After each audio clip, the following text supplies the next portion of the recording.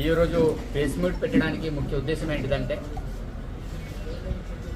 మరి గౌరవ మంత్రివర్యులు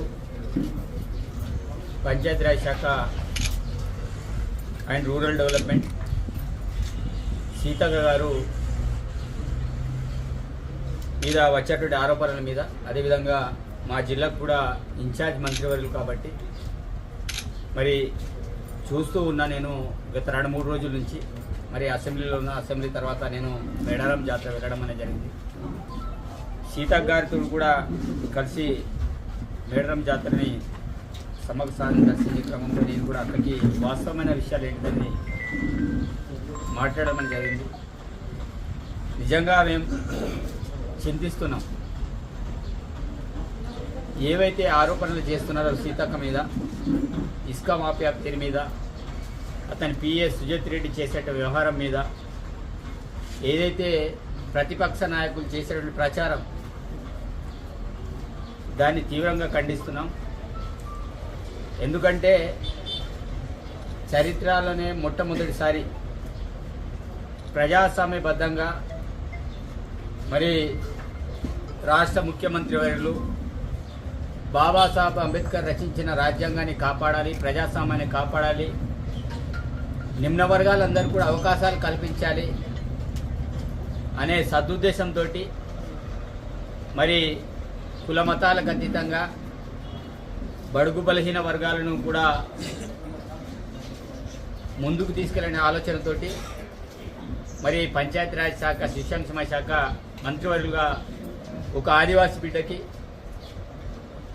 మరి తుపాకీ తూటల్ని ఎదిరించి మరి ప్రజా సంక్షేమంతో ప్రజలని అభివృద్ధి పరచచ్చు, ప్రజాక్షేత్రంలో వెళ్ళాలనే ఆలోచనతోటి మరి బయటికి వచ్చేసి ప్రజల సమస్యల మీద పోరాటం చేస్తున్న క్రమంలో మరి ఒక ఆదివాసీ బిడ్డకి పంచాయతీరాజ్ శాఖ మినిస్టర్గా అప్పగిస్తే ఆమెను ఎప్పుడు దించుదామనే ఆలోచనతోటి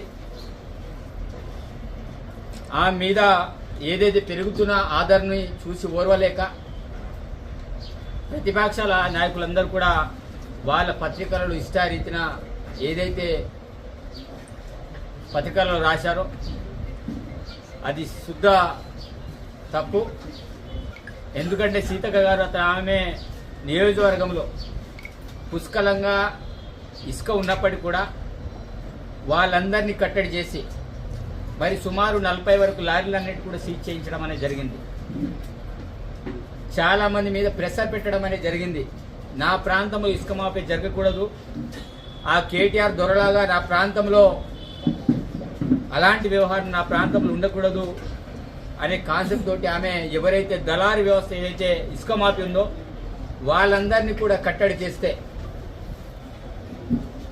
ఎందుకు కట్టడి చేస్తుందనే ఆలోచనతోటి సీతక్క మీద మరి వాళ్ళ యొక్క పిఏని అడ్డు పెట్టుకుని ఆమె మీద ఆరోపణలు చేయడం స్టార్ట్ చేశారు.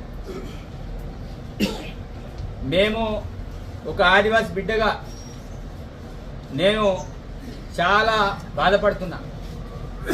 తప్పకుండా చేసేటువంటి ఆరోపణలు నిరూపణ కాకపోతే తప్పకుండా ఏదైతే పత్రిక ఉందో తగని మూల్యం చెల్లించక తప్పదు. ఏ గ్రామంలో కూడా కనబడకుండా ఆ పత్రికని దహనం చేస్తాం. అది నమస్తే తెలంగాణ పత్రిక వాళ్ళు రచించారు. దానికి సూత్రధారి, పాత్రధారి నమస్తే తెలంగాణ తప్ప ఇంకేది కూడా కాదు. కాబట్టి మీరు ఎన్ని రాసినా అది ఒక బీఆర్ఎస్ పార్టీకి కరపత్రం అని అందరికీ తెలిసిన విషయం, దాంట్లో ఎట్లాంటి సందేహం లేదు. కానీ ఈ విషయంలో పార్టీలకు అతీతంగా ఖండించాల్సిన అవసరం ఉంటుంది. ఎందుకంటే సీతక్క ఒక నిస్వార్థంగా, అంటే మా ప్రాంతంలో కూడా ఇన్ఛార్జ్ మంత్రిగా వచ్చినప్పుడు కూడా పార్టీలకు అతీతంగా రివ్యూ మీటింగ్లు పెట్టుకున్నది. అదే మేము కక్ష సాధింపు చేస్తే బీఆర్ఎస్ పార్టీ వాళ్ళని కావచ్చు, మిగతా పార్టీల వాళ్ళు మేము ఆహ్వానించకూడదు. కానీ సీతక్క ఉద్దేశం అలాంటిది లేదు. ఈరోజు ప్రభుత్వం మనది, తప్పకుండా ప్రతిపక్షమైన వాళ్ళందరికీ మనమందరం కూడా వాళ్ళ ప్రాంతంలో వాళ్ళ అభివృద్ధి చెందాలి. వెనుకబడి ప్రాంతాలు కంపల్సరీ అందరినీ మనం కలుపుకొని పోవాలని ఆలోచనతో సీతక్క గారు ముందుకెళ్తున్నారు. గౌరవ ముఖ్యమంత్రి కూడా రేవంత్ రెడ్డి గారు కూడా పార్టీలందరికీ అభివృద్ధి విషయంలో అందరి సహకారం చేయండి, తప్పకుండా మేము అందరినీ కప్పుకుని పోతామనే ఆలోచనతో గౌరవ ముఖ్యమంత్రి కూడా వెళ్తున్నారు. మరి ఈ క్రమంలో మేమంతా కలిసిమెలిసి నడిపించే క్రమంలో మరి సీతక్క మీద పనికిరాని ఆరోపణలు పెట్టడం, మరి దీన్ని తీవ్రంగా ఖండిస్తున్నాం. నిజంగా సీతక్క చాలా బాధపడుతున్నది. ఆమె బాధను చూసి మేము కూడా చలించలేకపోతున్నాం, బాధపడుతున్నాం. ఎందుకంటే ఒకవైపు సమ్మక్క సారక జాతృతర తరుణంలో ఆమె మీద అసత్య ఆరోపణలు చేస్తూ ఇష్టారీతిన పత్రికల్లో రచిస్తున్నారు. నేను మీడియా మిత్రులకు నేను కోరుకునేది ఒకటే, వాస్తవాన్ని బయటికి తీయండి.